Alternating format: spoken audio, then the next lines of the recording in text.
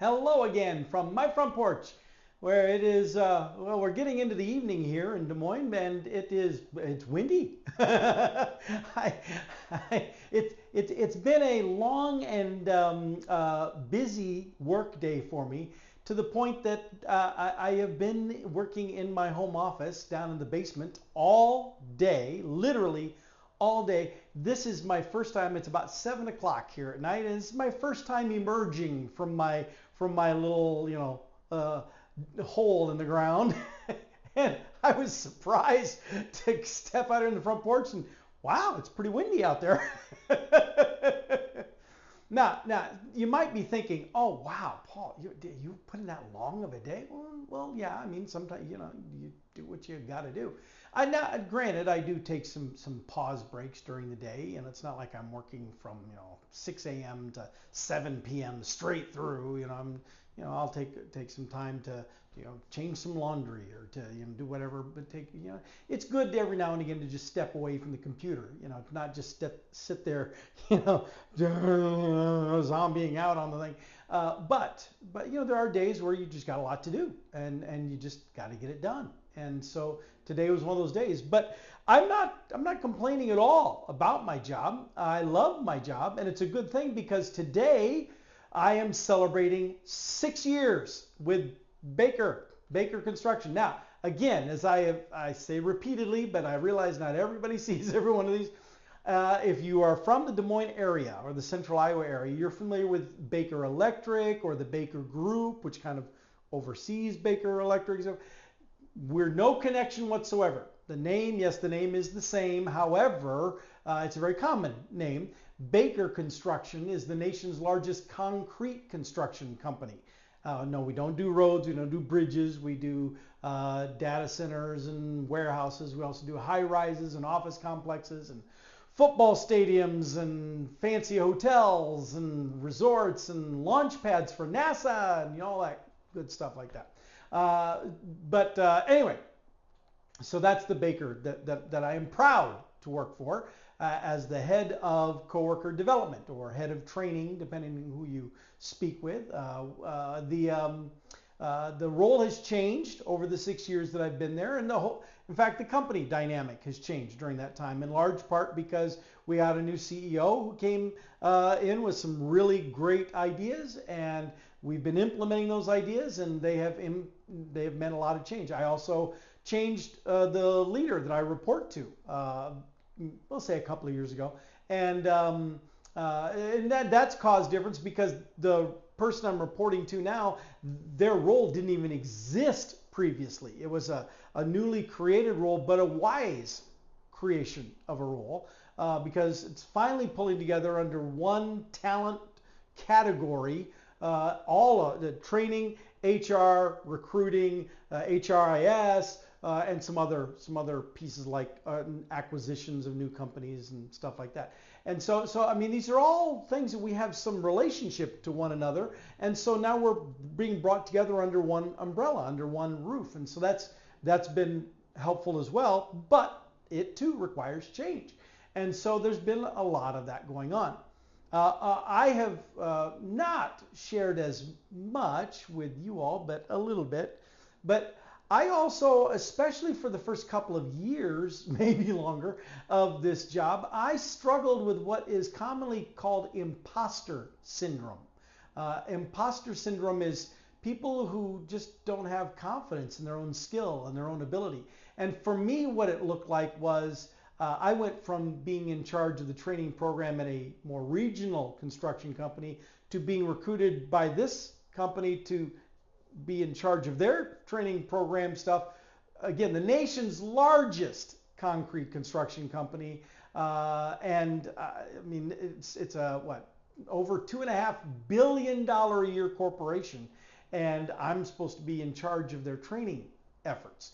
And so that's pretty big heady stuff. And so initially, even though the role that I am in is something, it's the kind of role that I dreamed of wanting to be in from when I first got into this profession. The stuff I'm doing now and that I have the authority to do now are what exactly the kind of stuff I'd have always wanted to do. So I mean, I recognize that I'm in a role that I've always wanted, and that feels great. However, I struggled with feeling like I belonged in this role. There were many times, especially early on, where I would joke about having out-of-body experience. I'd be in a room at a table with a bunch of the, big, leaders of the company. We'd be talking about something, and all of a sudden one of them would turn and go, "So Paul, what do you think?" And I'd have this momentary out-of-body experience where I'm looking at myself sitting there and looking at the people who are sitting there at the table with me and thinking, "Why are you asking me? Why do you want to?" Well, the reason they're asking me is because they felt like I was smart. I didn't. They felt like I was competent. I didn't. They felt like I had something to offer. That's why they hired me in the first place. But I struggled with feeling like I fit in, like I was worthy to be in this kind of role. I'm not going to say that I'm now, going around arrogantly, like a peacock saying, "Oh, look at me." But at my 6-year anniversary, I am starting to feel like, yes, this is my role. This is what I can do. This is what I have to. And frankly, I have to admit, some of the reason that I feel that way now is because of the changes that have happened.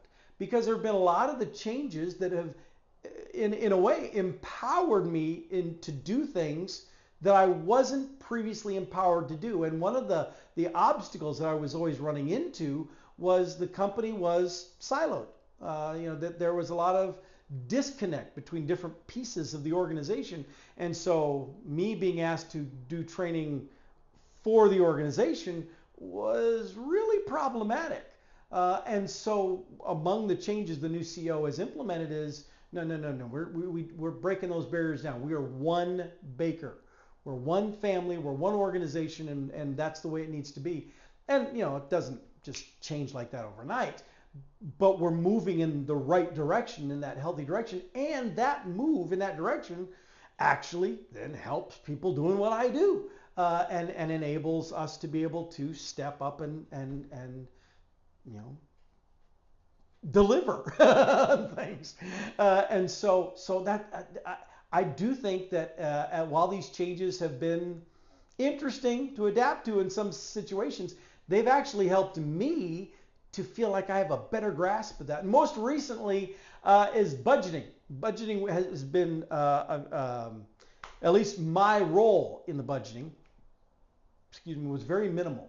I won't say lax. That implies, not caring about, but I was merely asked to say what I felt we were going to need, and then I handed that off to others who took it and did their stuff. That was my sole engagement. And then I go and spend money, go and do the stuff. And if there was ever any question about any of it, I get asked, I explain, and we just keep going on. And then in the next year, I get asked again, how much money do you think you were going to need? And I lay it out there and off we go. Well, now, because of these changes and how the leadership structures change and I'm now being expected to be much more engaged with my own budget. My own budget, in fact, has more than doubled in size. I'm not even going to tell you how much my annual budget is now that I have responsibility for, but it's a big number. And sometimes I just even blink at that. I'm like, I'm responsible for this, really? But I have had to map out. It's not just pull a number out of it. I've had to map out exactly what are the expenses going to be that I predict. How are we going to be needing money? And not just what are we spending now, but what do I predict we're going to need in the coming year? Why do I predict those things? How is this impact this over here? All these kind of dynamics, filling in these spreadsheets, running out these numbers, being able to do my part of the ledger, and then submitting that to be included with the other budgets from throughout the talent development area that I'm now part of, so that it can all be rolled up together into the corporate. And it's been very educational for me. I'm doing things with my budget now that I've never been asked to do before. And it was a learning curve. I had to learn how to do those things. And that's okay, because because that actually has given me a greater level of confidence of that you know what? I understand this. I can do this. I am doing the job. I am doing it, and I'm doing it in some cases okay, in other cases pretty well. And you know, it's been 6 years coming, but I can say that about myself now, which I didn't used to be able to do that. And so that's a good thing. It's a healthy thing. And so today I celebrate 6 years at Baker. Now we were well, my shirt, I think I'm wearing the one that says Baker Construction Enterprises. And that is still technically the piece of the company that I work for, which is sort of an umbrella. But we're just going by the name Baker Construction, not Baker Concrete Construction, just Baker Construction. And taking that is the name of the one Baker, Baker Construction. No matter what type of construction that's being done, we are Baker Construction. That's it. And I am thrilled and excited to be part of the Baker Construction family. I'm not just saying that. I have worked in enough jobs that were not pleasant and were not enjoyable to really know when I've scored it well with a good one. And not only is my role at Baker a good role, but like I was saying before, it's almost a dream role. It is. When I started when I went from being a public school teacher to being a private sector teacher, a private sector instructor in the workplace, the role I'm doing now and the things that I do was the kind of role that if you'd asked me back then, I would have described almost verbatim the role that I get to do now as my goal of the where I'd like to achieve someday. And so I feel so blessed and so fortunate and so lucky to get to do this. Plus, I get to work with some really awesome people. Now, granted, I hired most of them, so I got to select them. But still, every day these people demonstrate why it was a really good move for me to bring them in, because they are so smart. They are so good at what they do. And I tell you, as a leader, that's such a great thing to see. Not only because it makes my job easier, because when they look good, I look good. That's, you know, I don't look good by stealing from them. I don't look good by denying them the spotlight. In fact, I shine the spotlight to them as much as I can. But I understand that by me moving heaven and earth to make sure they can do their jobs effectively and that they do their jobs in a way that gets noticed positively, that every time that happens, it reflects well on me as well. And so I don't do it for my own benefit, but I understand that if I'm looking out for myself instead of my team, they're not going to succeed, neither will I. But if I am looking out for my team, they will succeed, and then so will I. And so I am so fortunate to have team members who really are excellent. Now, all of them don't report to me anymore. Part of the change was that I lost about half my team.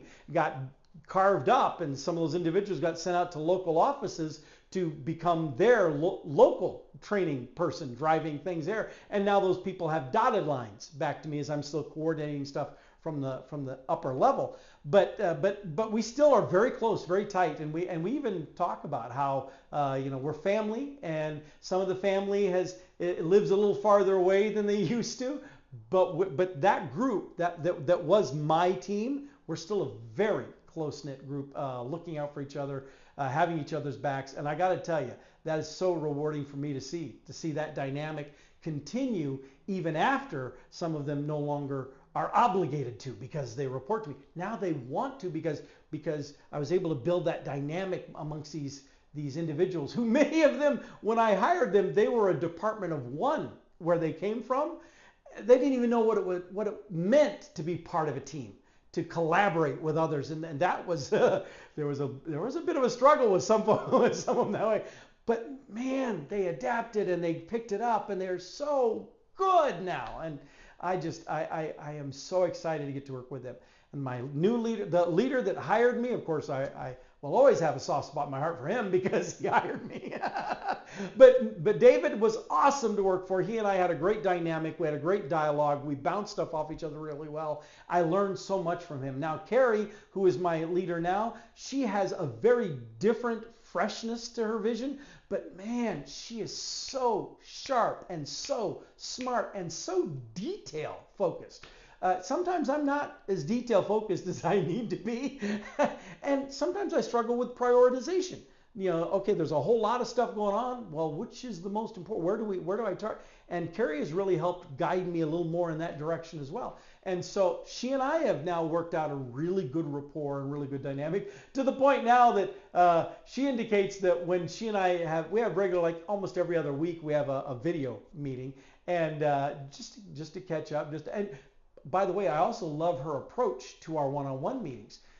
They're my responsibility. When we get together and meet, we start with some conversation stuff, but then she asks me, it's on me to share what we need to be talking about.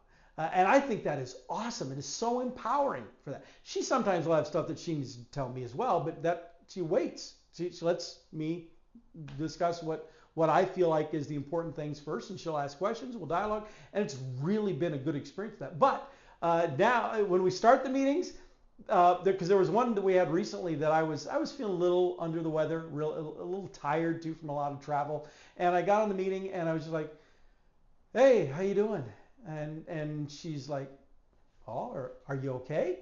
And I said, "Yeah, I'm fine. Why?" And she said, "Well, because you're not your usual smiling self. I look forward to these meetings with you because you smile and you laugh and it's very and it was a cue to me that a lot of the meetings that she's in, people aren't acting that way, and so she likes meeting with me because I'm an uplifting person.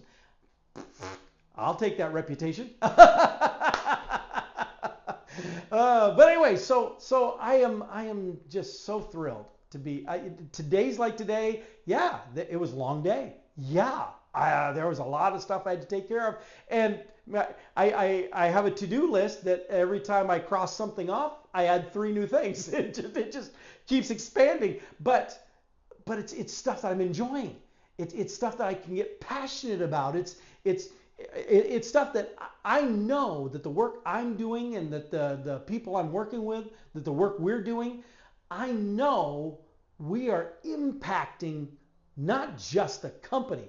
We're not just creating opportunity for the company to make a bigger profit on stuff, which hopefully we do that as well, but we are literally impacting lives. We are changing the lives of people so that they know more, they can achieve more, they can do more, they can advance into higher levels, they can take on new responsibilities that they get rewarded for. We are absolutely having an impact that long after any of us are around, those impacts will live on through the lives of those that we've touched. And I got to tell you, that is the best feeling for anyone who is in an education role.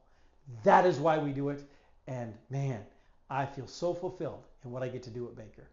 So that's if you're looking for a job, especially a job in the construction industry, you need to reach out to Baker Construction, and feel free to tell them that Paul Smith sent you over, because I am happy to share. I'm happy to recruit. I am happy to welcome anybody else into the Baker family because it's a remarkable company to work for. I am so thrilled and happy to be there, and I've got 6 years now under my belt. I'm looking forward to, how many years do I got left in the workforce? Hopefully at least another 6. We'll see. All right. Well, with that, I'm going to go on celebrating my 6th year, maybe run over to Smokey D's and get a turkey sandwich. Yeah. And I'll see y'all next time from my front porch.